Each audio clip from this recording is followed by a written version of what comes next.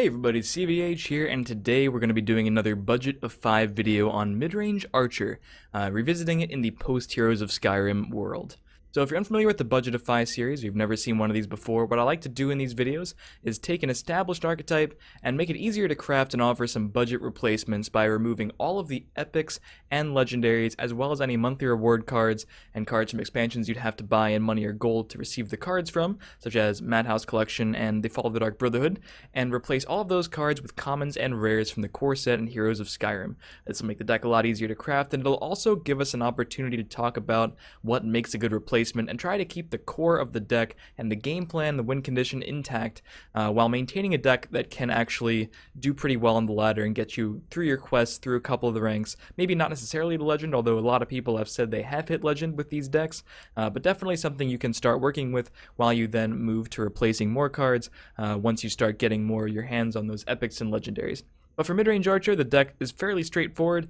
Today we're going to be looking at Kassedin's version of the deck, and I like this version. It's pretty straightforward. It's also focusing very heavily on the agility section, as you can see here, 36 green cards for the nimble allies. You don't see this in a whole lot of versions. You also don't really see a couple of these other card choices like the Gloom Lurkers that we'll be getting into, but most of it's pretty straightforward. You're basically getting on the board as early as possible, curving out, playing the best thing every single turn for the amount of Magica you have, and being fairly aggressive. Although there are some defensive options such as the Curse Goblin Skulk package, the Skaven Pyromancers, and the 3 Shearpoint Dragons, and these will help you against other aggressive decks. But for now, let's get into some replacements, starting with the 2-cost cards. Everything looks okay to keep in the deck with our Budget-ify restrictions, except for the Mournhold Trader, one of the most powerful 2-cost creatures in the game when you're playing a very fast deck. This deck not as fast as an aggro deck, but would still like to start beating up our opponents pretty quickly with either the Traders, the Skulks, or the Daring Cutpurses. So while I'd like to keep this deck very agility focused for the 3 copies of Nimble Ally, which I'd like to include in this Budget-ify version, it's a fantastic common card, so I'd like to keep this deck pretty green, but I will be breaking that rule already by removing the 3 copies of Mournhold Trader for 3 copies of Circle Initiate, which you're likely to see in a lot of Midrange Archer decks and just good aggressive red decks in general already. This card, you know, it has similarities to the Mournhold Trader. When the rune is broken and it transforms into the Werewolf, it becomes a 4-attack creature for turn 2, and you simply don't see a whole lot of creatures with 4 attack on turn 2. It's also a Prophecy, which can increase our Prophecy account slightly. Very powerful card overall, even though it's not green. I think it's a perfect inclusion in Midrange Archer, so I will be including it in this deck over the Trader. The next we have to look at the 3-cost cards. Blacksap Protector. I'm glad it's already in the list because I have used it as a budget replacement for other Budget-ify decks already. Brotherhood Slayer is the card I usually replace with the Blacksap Protector, so we'll have to find a different card for the Brotherhood Slayer. As always, I strongly encourage you guys to get your hands on the Fall of the Dark Brotherhood. It's a great expansion with a ton of great cards like the Brotherhood Slayer, but what can we use as a replacement? One card I would like to point out that you definitely can use, and maybe even should use, is the Morkul Gatekeeper. A great common, great prophecy, guard, allows, you know, more defensive capabilities against other fast decks, and a great buff effect as well. But since I already changed a green card to a red card, I'm going to go in reverse here, and this will give me an opportunity to show another cool budget card from the Heroes of Skyrim expansion off, and that's Elder Gleam Matron. Just a rare, so it shouldn't be too hard to get your hands on. 4/2 stats, it's aggressively statted, and we're an aggressive deck, so we like that. And the summon, put a random animal in your hand. This allows the deck to keep reloading on threats. This is a deck that doesn't really win the game super fast, so it'd be nice to be able to plop down some threatening creatures. And Elder Gleam Matron, you know, if you just search animal in the collection manager, I'm not going to do it here, but there's a lot of threatening animals you could get, and that can help you fill out your curve and keep getting aggressive into the later stages of the game. But Morkul Gatekeeper, also a fine option. Now this is where things get a little weird in the 4-cost section of the deck. As you can see, every single 4-cost card that is currently being played in Kassedin's version is an epic or a legendary card, and this one is also from the Fall of the Dark Brotherhood, so not too hard to get if you have that expansion. You can definitely keep Garneg in.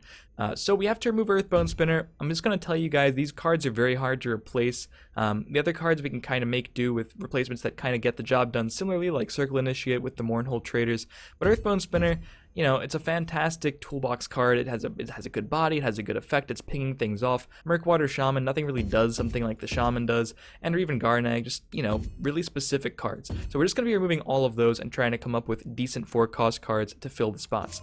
And there are a couple good options here, first of which we have DeSean Avenger. It's a really sticky card, sticks to the board, makes it hard for your control deck opponents to remove your threats, which then translates into more damage. A lot more resilient than the Murkwater Shaman. Certain decks do play DeSean Avenger over Shaman in very specific metas, namely against Control Mage, because it's so much better against Ice Storm. And you know, in the first few versions of Midrange Archer about a year ago when I got into the game, DeSean Avenger was damn near staple. So we're going to be re-including it there. And that's a throwback choice. Now we're going to bring it to something else new from Heroes of Skyrim, and that will be 3 copies of Ayla's Huntmate. Just like the Circle Initiate we added, it's another werewolf card, so when you break one of your opponent's runes, it'll transform into a werewolf, which gives this card +1/+1 and allows you to draw a card. So helping us out a little bit with cycling, maintaining our threats in our hand so we can keep pushing turn after turn. And, you know, along with the Circle Initiate, the werewolf proccing should be fairly easy in this deck. We will be fairly aggressive, so our opponent's runes shouldn't be unbroken for too long. I'm going to leave the other slots empty just a bit longer, and we're going to replace some of the cards that cost 5 now. We can't play any of the 3 copies of Blood Dragon. Again, nothing really replaces this, just a fantastic threat. It's worth noting that a lot of versions don't play Blood Dragon. They go for a faster approach using Underworld Vigilante, which you can do if you have the Fall of the Dark Brotherhood. Just an additional charge creature to use in addition to Cliff Racers and maybe Tazcat as well if you have it. We'll also have to replace that card in just a bit, but definitely a fine option. And I thought about doing something similar with the Battlefield Scroungers as well, because they're kind of similar to Underworld Vigilante. They just pack less of a punch and have a bit less utility for my taste. So we're removing the Blood Dragons, and we also have to remove the 3 copies of Leaf Lurker. We also have to cut our copy of Tazcat, which is one of our main sources of extra damage reach in the late game, and just a really powerful threat. So we'll have to try to put something threatening in to make up for that slot. So let's get to some replacements for these cards. Now, Leaf Lurker is definitely one of the most powerful epics in the game, definitely something I recommend you guys create as soon as possible. Good in a variety of agility using decks as well. Just using the Curse package alongside the Leaf Lurkers, being able to use a 0-cost action with a creature that has a body to kill one of your opponent's threats on turn 5, or even turn 4 with the Ring of Magica, is one of the most powerful plays and tempo swings this deck has available, but I will be trying to put in some removal to supplement the Leaf Lurkers.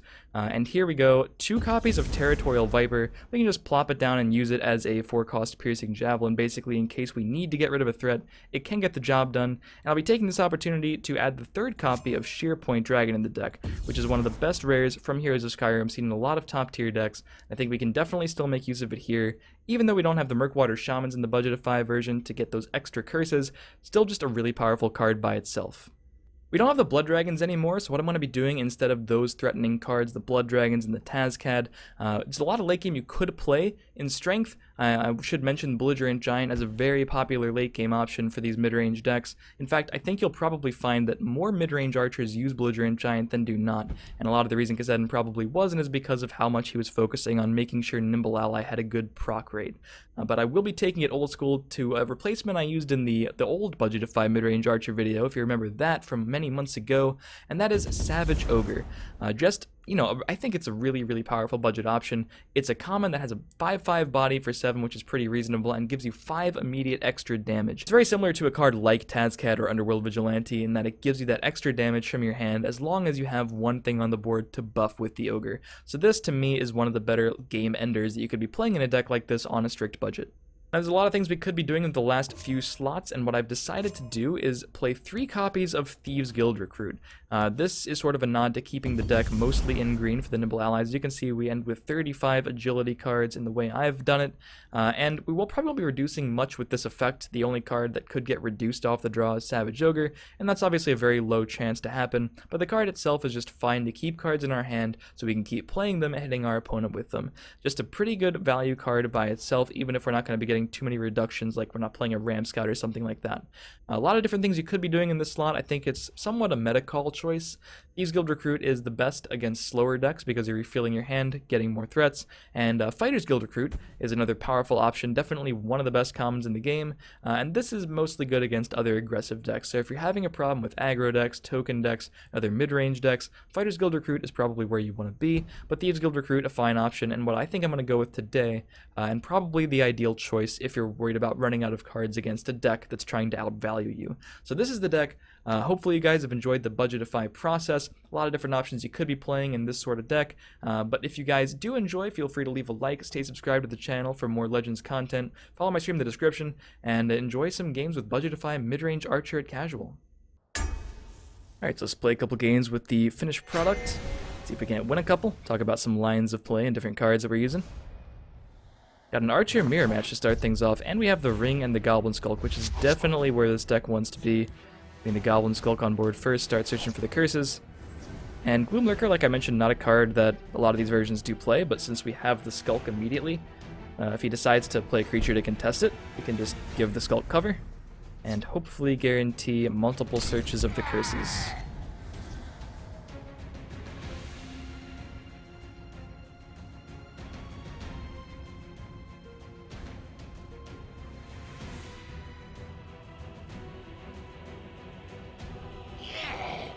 That's exactly what's gonna happen. We could just play Nimble Ally, because if he's getting a curse off his Skulk, and that means the Gloom Lurker would die for free from it. So I think, yeah, we could also just curse and Skaven. That's pretty aggressive. I wonder if the Ally's better. But I think I just like the Curse Skaven play. Curse Skaven just removes the Skulk immediately before you can search for anything. Let's heat things up. And that's important not only because the curses are annoying, but because it might make his draws worse if he has to actually draw the curses naturally at some point. So without getting a single search, we can just remove it right now. I'm on your side. We can use Nimble Ally to contest that. I think we could also play Circle Initiate Gloom Lurker, which is also pretty tempting here. Yeah, it's a tough one, but I think I'm just going to play the Nimble Ally now. Ifra stands with me. I'm just going to be aggressive here, even though it could punish me. Keep him at 26 there, but I like the attacks. We can still hopefully deal enough damage to get Circle Initiate's effect going. And we save the Ring for the Triumphant Jarl.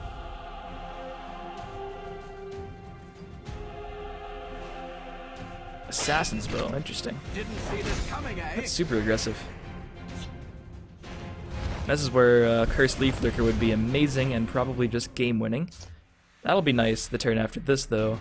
So for now, we are going to be attacking, and I believe getting our Circle Initiate effect. And we're okay if he makes that trade. I don't think he's ever going to be doing that. We searched for all three of our curses now. So I think... could play Gloom Lurker in the right and just play around a charge on something in the left. Yeah, that seems fine. And like I said, I'm okay with that attacker. I would cover it up, but he's definitely not an attack he wants to make with the Mournhold Trader, especially after he equipped the Assassin's Bow to it. Didn't see this coming, eh? Yep, he's just going for some damage, and we're going to have an amazing Shearpoint Dragon turn.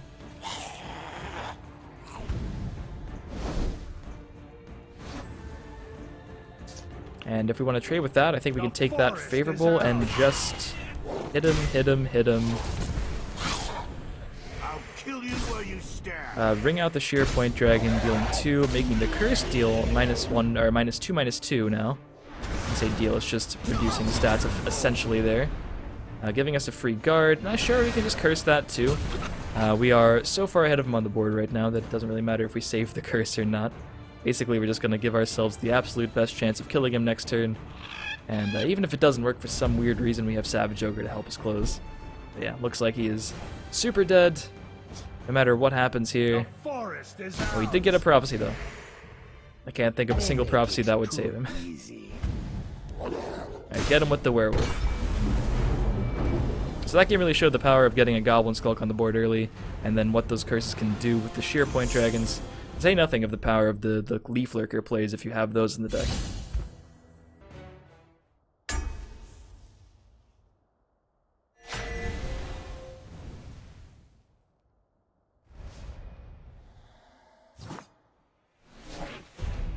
Alright, got a Scout this time. Now in ranked, this would traditionally probably be a Ramp Scout, very popular use of the class currently, but in the casual mode, who knows? And we don't have the ideal aggressive 2-drops in the Daring Cutburst, the Goblin Skulk, or the Mournhold Trader you'd be playing in the normal version. But starting with some... oh, there we go. I was going to say starting with some card draw is usually fine. We can get better value out of the Gloom Lurker later. But yep, Goblin Skulk. That is exactly what we're looking for. The waters of life. Unfortunately, we have to make it through that a bit.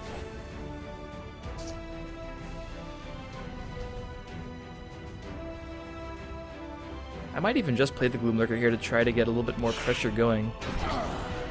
I don't think this effect is very relevant right here. Maybe it could be later, but I do like developing that many stats this early. He might ring into Thorn Hiss Mage if he has the ideal draw. Fortunately, he does not. That's a bit annoying, but not as bad, I don't think. Alright, so let's take a draw, but we would like to search for a curse first, so we don't wind up drawing it. What have we here? Circle Initiate seems good to me. And let's use the curse to keep the Skulk alive. Gives us more damage, gives us another curse in our hand, hopefully next turn, and not in our deck.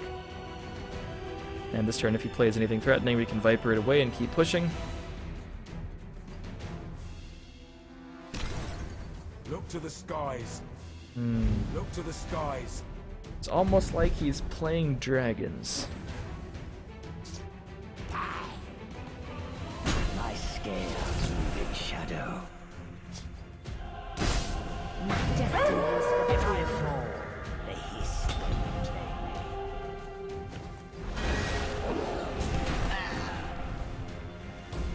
Oh, so since there isn't really any prophecies like Portcullis or Lurking Mummy we'd want to have to Viper into, it's probably correct to do this first to give ourselves just a little bit higher of a proc rate, but fortunately we hit anyway. It's a pretty easy mistake to make. You'd like to have the curses in your deck. Just that one extra green card that you can hit.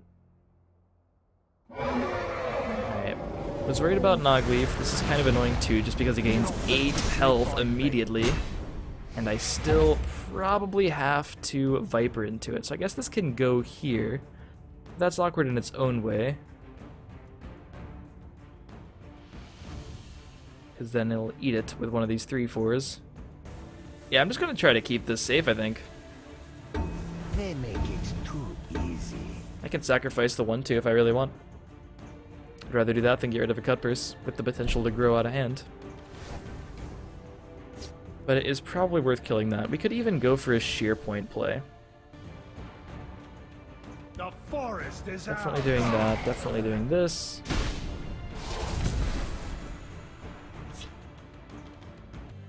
It's definitely a tough call, but I think I'm going to make the all-in aggressive play. My scales. I'm going to deal the most damage possible. I don't think the 0/1 Thieves Guild matters much. He'd have to silence it to give it 1 attack value, and I don't really think that matters here. Where do I want to put this? I guess in the right, just to worry about Red Brahmin a bit.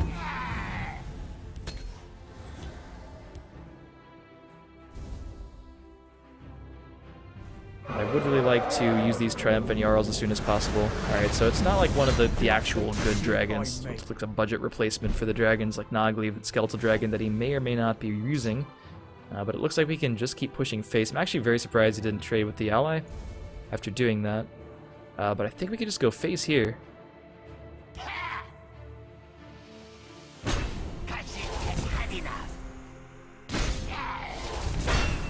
forest is ours. And we don't really need the card draw since we have a full hand that we can play. So let's just Shearpoint Curse, get rid of that thing. That Iron Scale is going to be trading, but it's not really the most efficient trader. It's just one giant 7 damage swing into a creature every single turn.